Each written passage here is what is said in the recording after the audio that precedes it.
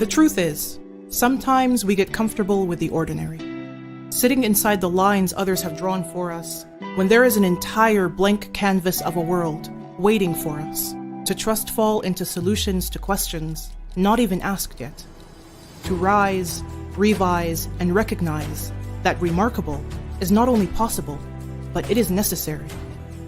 It is the result of daring to imagine beyond this partition of parameters, always onwards, upwards, and forwards, towards the whys of ideas redefined, the what-ifs of partnerships, the how can we improve this. This is more than a common belief that in order to succeed, we must always see details 3 steps ahead. This is not about spotting market trends or hopping on bandwagons, because many others have been there, and quite frankly, so have we. But we are also about people. Shuruq, the right fit in the right place, like perfectly timed happenings matching skills with partners already found, where the sum of parts can create platforms only teamwork lets you reach. No, not you, us, plural, collective, a home field advantage, expertise meeting the opportunity of what we did, are doing, and will do, investing in holding open doors wide enough for impact to walk through. So we continue being the outlier, the deviation, the above and beyond expectation, the ones uncomfortable with being ordinary. Today is the day. Join Shuruq Partners. Welcome everyone to your weekly Founders Crushin It, where every Wednesday at 7 p.m. GST, we go live on LinkedIn, Twitter, and YouTube and grab a conversation with one of the successful founders in our region to learn more about their journey and their industry. If you're watching this through our LinkedIn, Twitter, or YouTube, remember to follow us, subscribe, and hit that bell icon to get notified with all our news, events, and updates. This show is brought to you by Shuruq Partners, the leading tech investor in the Middle East, North Africa, and Pakistan. And I'm your host, Tariq Fouad, Head of Growth at Shuruq Partners. And I want to thank you all for tuning in from wherever you are. Today, we have the pleasure to host Charaf El Mansouri, the co-founder and CEO of Dharma, a startup that is on a mission to connect the world through the power of travel and shared experiences. To find one's Dharma is to find one's purpose, one's alignment, one's calling. That's what travel is all about, and that is something that resonates with all of us. Dharma is all about the future of travel, with 2022's this year's booked GMV already 30 times that of 2019 and 6 times of that of last year's just in the first month. Their growth is staggering. And if you haven't seen their looking FC product with the legendary footballer Eric Cantona, then you need to check this out. Looking for the beautiful game? For years I have traveled the world looking for football. The kind of football that makes your heart pound and brings the stadium to life. If, like me, you are looking for a journey to pure football, I have the thing for you. One club, one city, one game at a time. Welcome to Looking FC. Come experience the most passionate football trips on earth.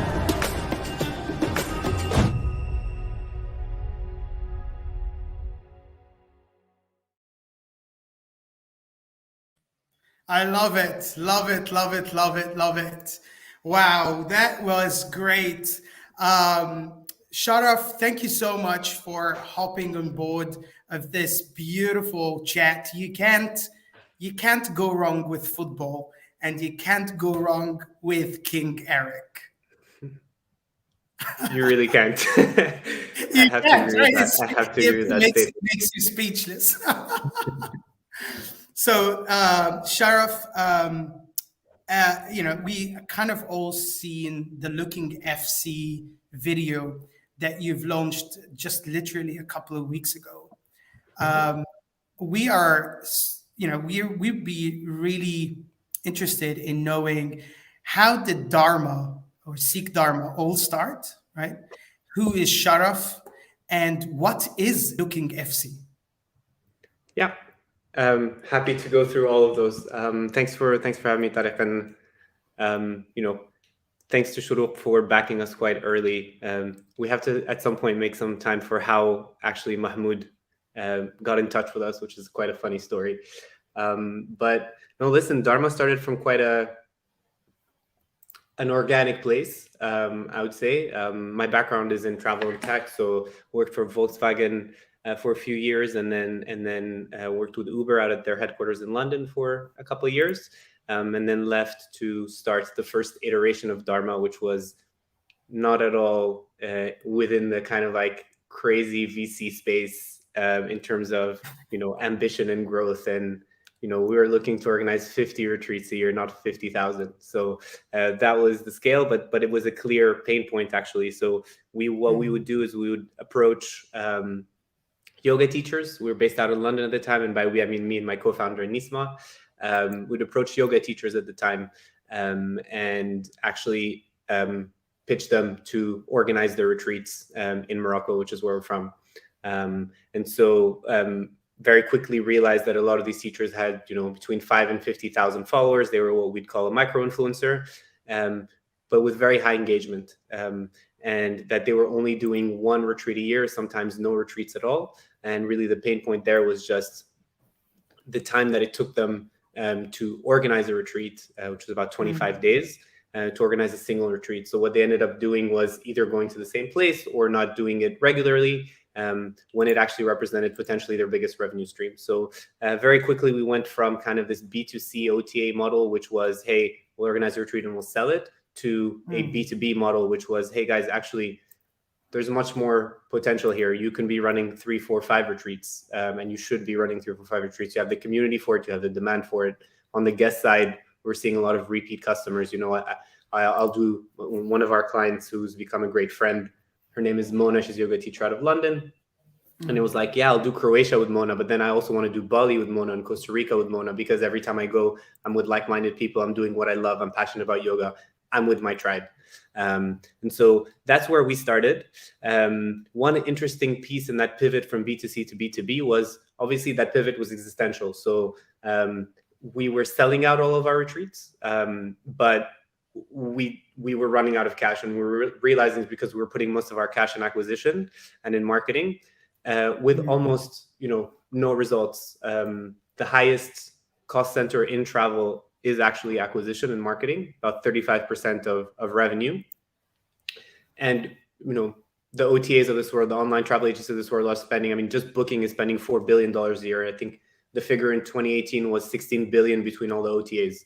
Obviously, we didn't have the cash to exist in that space, but we were selling out our retreats. And actually, 92% of the people signing up to our retreats were signing up through the organic channels of the teachers we were hiring when we were still in the B2C channels. So we're like, well, either there's this unscalable and existential threat of continuing to be B2C and trying to build our own yoga retreat brand, or actually, why don't we just pivot down, become a B2B, wellness-focused, white label tour operator? And so that's kind of where we hit this incredibly exciting product market fit and realized that the pain point was much larger than just yoga teachers, right? So moved out of yoga and into meditation. We never did any sales and marketing after that. It was mostly word of mouth, but yoga teachers would refer us to meditation instructors, who would refer us to fitness influencers, and it kind of got bigger, from the 5,000 follower piece to the 50 to the 100 to the 300, and the profiles got bigger. So one of our first big accounts was Third Space, which is a luxury fitness gym out of London. And then from Third Space, we onboarded Equinox, which is one of the biggest luxury fitness brands in the world. Yeah. So we launched Equinox Explore for them. And that's where the startup VC kind of bug came back into our life.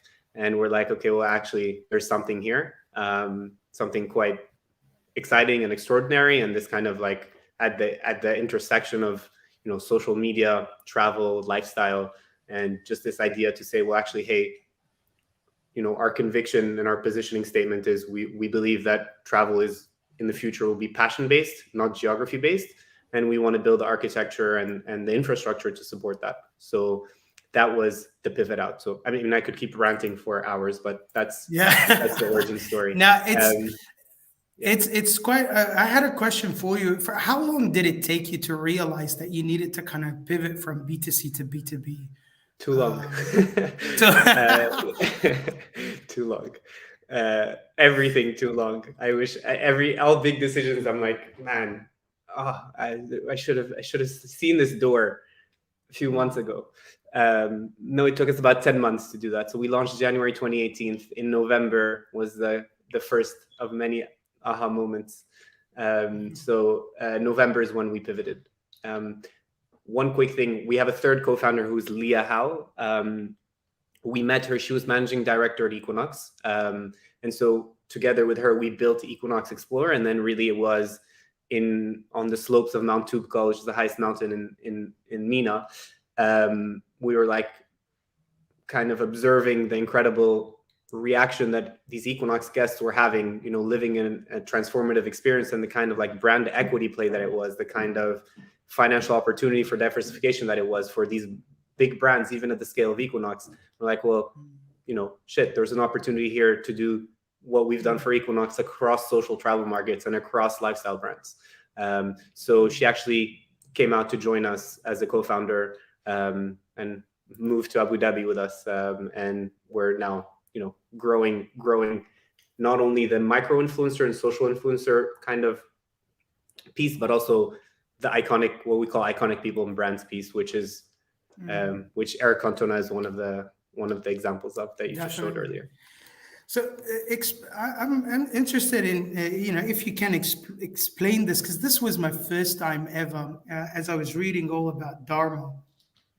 It was my first time ever to see this travel brand as a service model, right? And it was like there was hyphen after each one of them, and it was very interesting because my understanding was you find a way to elevate a brand through travel and through experiences, right?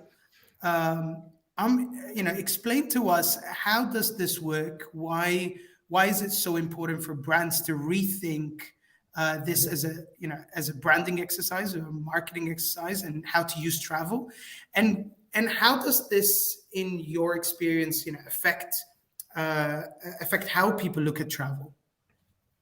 Yeah, I mean, there are several good questions in there. The first one, starting with travel brand as a service, it's funny because that's our buzzword. I mean, there's no other way to say it, but it's a positioning buzzword that kind of encapsulates in 5 words what we do, what we aspire to do, and what we aspire to be. And the idea behind that is to say that we're not just it's a coin term. It doesn't exist anywhere. So I guess we're the first travel brand as a service, for better or for worse. Not sure a first mover advantage is such a good thing these days. But the idea is really to say, if you want to build your own retreat, there's a DIY, and I guess, there's solutions for it. There's Easel, there's Shopify, etc. And there's obviously all the offline pain points of organizing, supplier, contracting, insurance, etc. And that's that. But really, we come at it from a holistic end-to-end kind of angle. It's like, no, we don't just want to organize a retreat for you. We want to build a travel brand for your community. And the key in what we do is not the influencer. It's not nice. That's cool. Slick, right? That was subtle. Nice. I love this tool. I've never heard of it.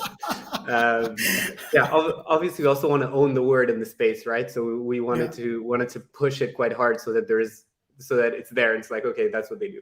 But anyway, what I'm saying is that the key is not really the influencer. The influencer is from a technical point, again, taking out all the romance and branding and kind of like aspiration out of it, there's two kind of like realities. The first one is, in essence, the influencer becomes the new age travel agent. So it's turning a non-travel agent into a travel agent. And that travel agent is empowered to be a travel agent through their community. So the key is the community, not the influencer themselves. If you have just followers, not a community, then this model is not for you. If you have a mastery but no community, this model is not for you. The key is the community. And so the second part of like the more technical approach to this is just saying, well, if you have a community, then we'll have that follows you, that is passionate about you, and for your mastery. And that's a key element that I want to stress, because we don't work with influencers. We work with what we call masters of craft. There needs to be a mastery behind this community that drives this community. And that mastery can be anything. It can be surf, it can be yoga, it can be, football, it can be wine and spirits, it can be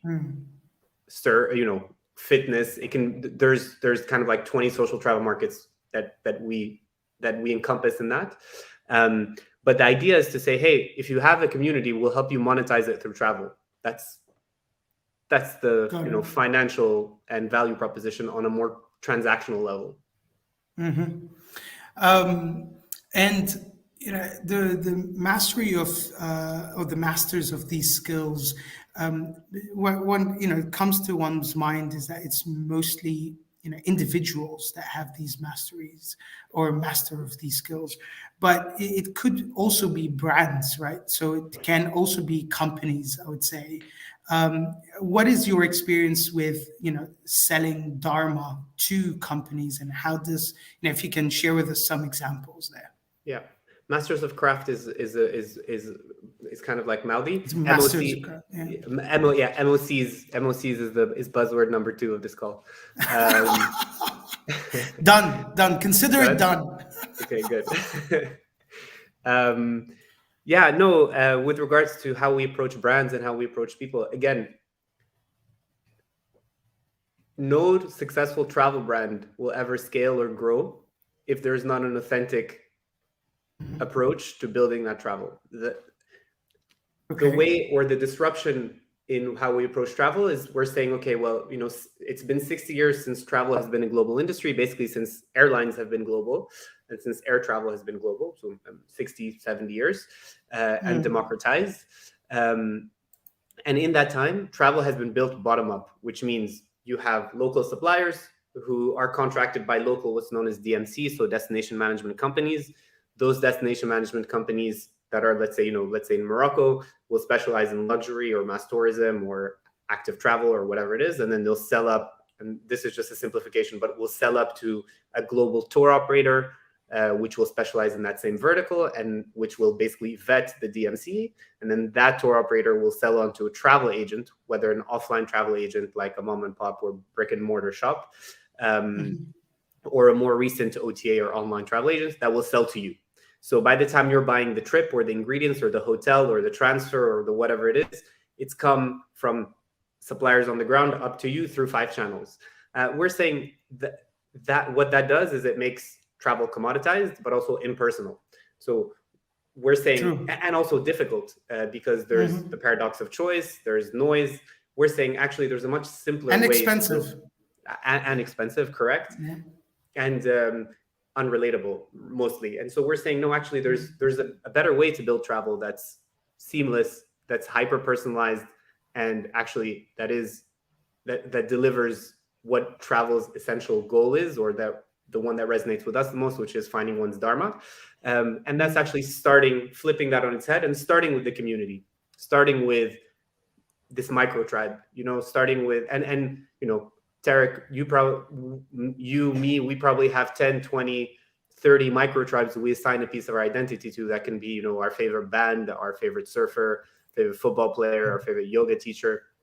And the idea is just to say, well, actually, if we start and empower these non-travel professionals to create, manage, and operate travel experiences, then we've created travel for Web 3.0, if we want to introduce another buzzword tonight.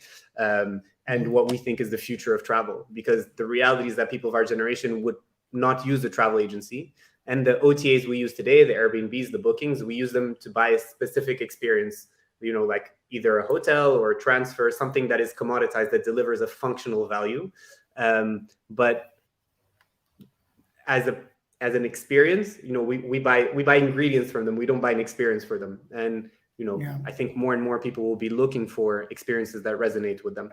So thank you so much for making this very clear, Charaf. And it actually makes Dharma quite an interesting proposition in the travel industry, enabling travel brand as a service for those who are masters of craft is certainly something that resonates with a lot of millennials, a lot of the future travelers, and I agree with you. I think somebody who would be looking into football or is a fan of Eric Cantona and would like to experience what it is, to go and seek football in different countries, would actually find looking FC.com a way better way to travel and experience the world than to book through an OTA in a sense.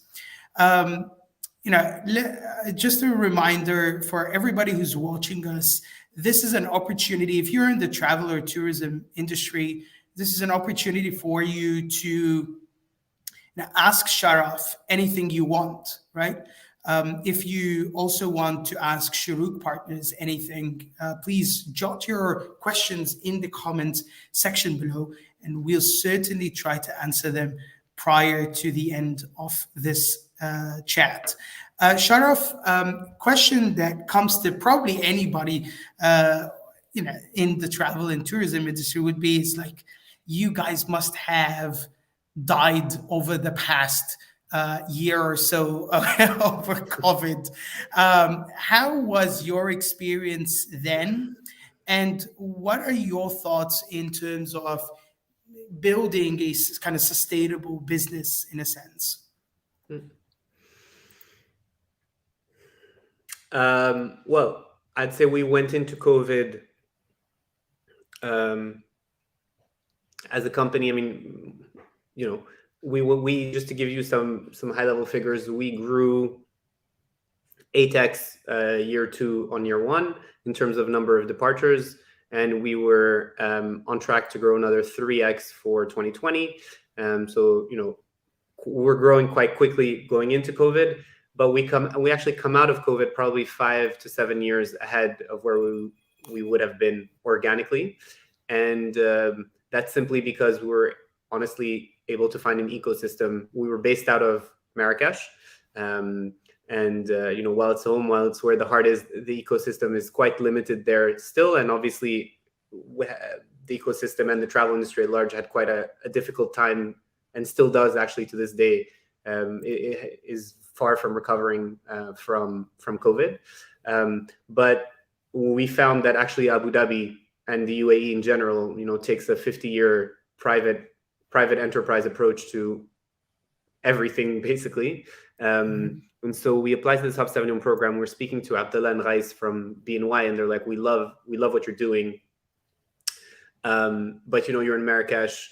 We only invest, we were headquartered between Marrakesh and London. They're like, we only invest at seed in the region, so in the GCC.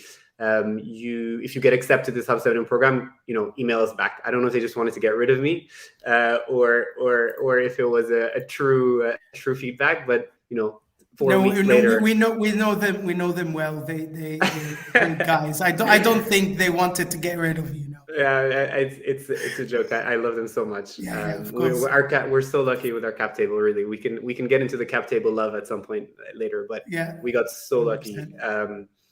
100%. So I messaged Abdullah 2 weeks later, and I was like, or 4 weeks later, whatever it was, and I was like, hey, we got into Classic, we got into Hub 71. Are you still interested in backing us? And he's like, yeah.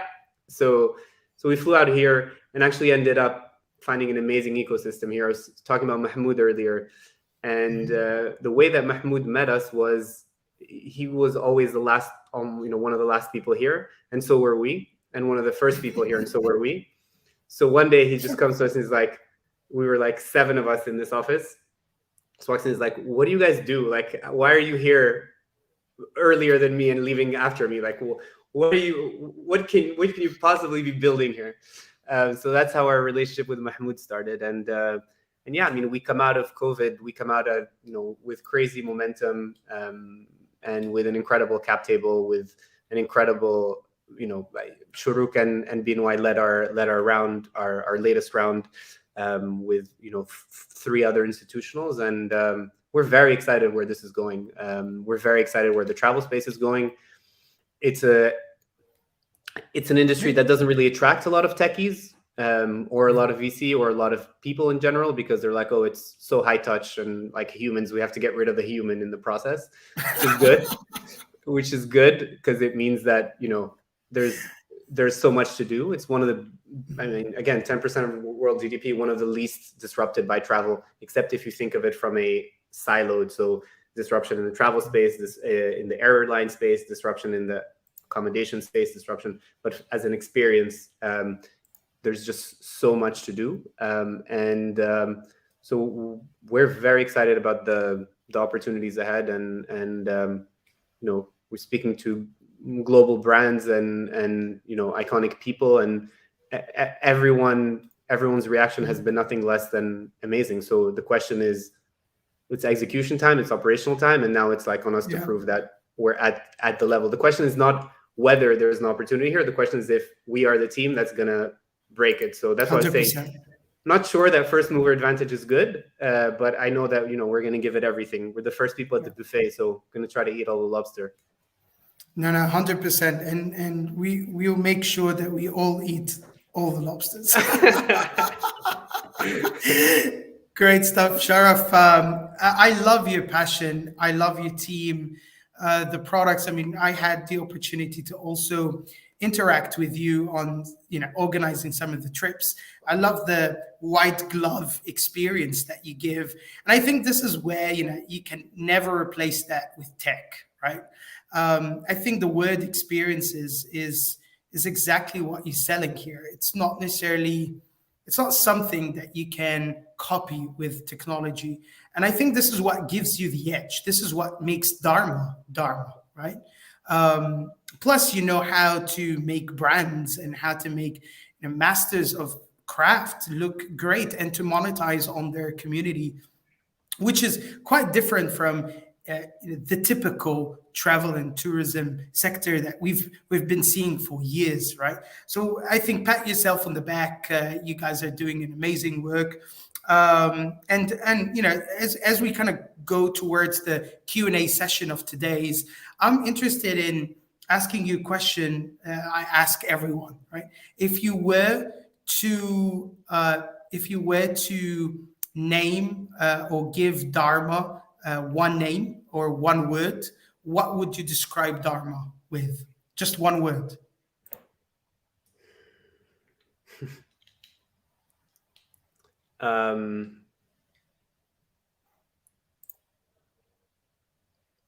Ambitious, I would say, is the word.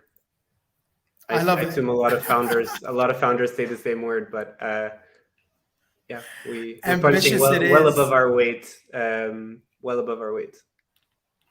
Amazing. Thank you so much, Charaf. We have tons of questions here to go through. And I want to thank everybody who's engaging with us on a weekly basis on the Founders Crushin It series. Remember, you can actually see all the previous videos should you go into Shuruk Partners and follow us. So that's at Shuruk Partners on LinkedIn, Instagram, and YouTube. And you can see all the previous chats that we've had with amazing founders. And obviously, you can find that under shuruk.com, under the content section of the website. And you will be able to see not only videos, but blogs and news, and even previous panels and talks that we've been on. So, Charaf, let's start with some questions. And I would love to bring up Arjit Das. First question is, hi, Charaf. Since Dharma is into travel and tourism, how are you planning to collaborate with F&B businesses as that it can complete the whole cycle of this hospitality business in a sense? Yeah, I mean, that's a good question. I'd say we already do. If we get into the technicality of what our product is, it's actually a packaged, it's the unsexiest word in the world potentially, but it's, group packaged travel. So the premise of our value proposition is that from arrival to departure, so from the moment you land to the moment you take off, we've curated your whole experience, so you don't have to worry about it. You don't have to think about money, you don't have to think about schedule, you don't have to think about itinerary. We've curated perfectly for you, for your interest.